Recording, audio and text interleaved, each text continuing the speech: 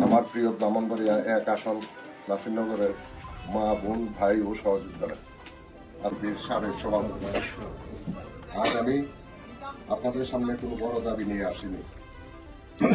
আমি এসেছি একটি সত্য কথা বলতে। আমি এই এলাকার মানুষের কষ্ট আর নীরব আর্তনাদ আর উপেক্ষা করতে পারিনি বলেই আজ এখানে দাঁড়িয়েছি। অনেক ভেবেছি, অনেক দ্বিধায় ছিলাম, কিন্তু যখন দেখি নিরীহ মানুষ মামলা হামলার ভয় নিয়ে ঘুমাতে যায়, মেয়ের আশায় ঘুরে ঘুরে ক্লান্ত হয়, তরুণরা কাজের অভাবে হতাশ হয়ে পড়ে, তখন চুপ করে থাকা আর সম্ভব হয়।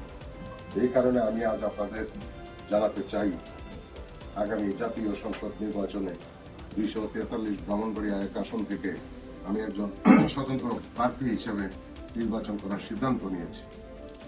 প্রিয় সাংবাদিক বৃন্দ, এই সিদ্ধান্ত দলীয় হিসাব থেকে নয়, এটি এসেছে মানুষের চোখের ভাষা থেকে, বুক ভরা দীর্ঘশ্বাস থেকে। আমরা অনেক প্রতিশ্রুতি শুনেছি, কিন্তু বাস্তবে পেয়েছি বঞ্চনা, অবহেলা, ভয় আর অনিশ্চয়তা। আমি ক্ষমতার রাজনীতি করতে আসিনি, আমি এসেছি মানুষের পাশে দাঁড়াতে। আমি বিশ্বাস করি জনপ্রতিনিধি মানে শুধু সংসদে বসানো, জনপ্রতিনিধি মানে মানুষের বিপদে সামনে থাকা, ভয়ের সময় ঢাল হয়ে দাঁড়ানো। আজ আমি আপনাদের সামনে অঙ্গীকার করছি, এখানে কোনো দুর্নীতির জায়গা থাকবে না, ন্যায় বিচার হবে মানুষের অধিকার, কোনো দলের অনুগ্রহ নয়।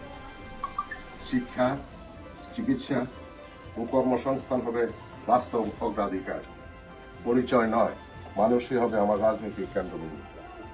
আমি কোনো লুটপাটের অংশ নই, আমি কোনো ক্ষমতাবান গোষ্ঠীর প্রতিনিধি নই। আমি এই মাটিতে বড় হয়েছি, এই মানুষের সুখ দুঃখ আমার নিজের। প্রিয় ব্রাহ্মণবাড়িয়া ১-এর মানুষ শুধু একজন প্রার্থীকে নয়, একটি ভয়মুক্ত ভবিষ্যৎকে এগিয়ে দেবে ইনশাআল্লাহ। আপনাদের দোয়া ও সাহস নিয়ে এই পরিবর্তন আসবেই। জয় হোক মানুষের, জয় হোক সত্য ন্যায়ের। আপনাদেরকে সবাইকে আন্তরিক ধন্যবাদ। আপনার নামটা আর দলীয় পরিচয়, সাবেক দলীয় পরিচয় আবার একটু বলুন।